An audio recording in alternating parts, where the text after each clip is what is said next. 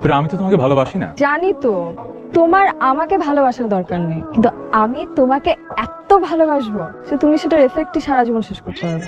Excuse me, তোমার নামটা জানতে পারি? সিয়াম। সুন্দর নাম তো। আর তোমার নাম্বারটা দাও না। সরি, তোমার নাম্বারটা দাও। আমি কি আপনাকে চিনি? মানে কি, আমরা একই ক্লাসে একই ডিপার্টমেন্টে পড়ি।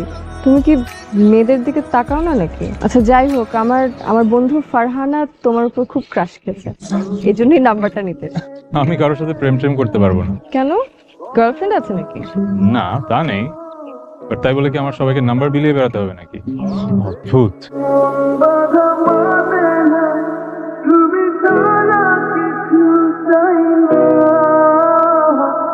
কি ব্যাপার, সমস্যা কি তোমার? তুমি আমাকে পাত্তা দিচ্ছ না কেন?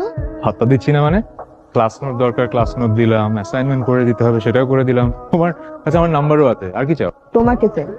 মানে তোমাকে আমার ভালো লেগে গেছে, আমি প্রেমে পড়ে গেছি। তা এখন কি করব? তুমি কি পাগল হয়ে গেছো? Are you out of your mind?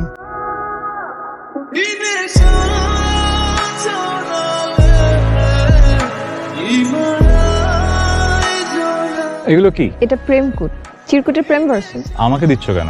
Because I love you.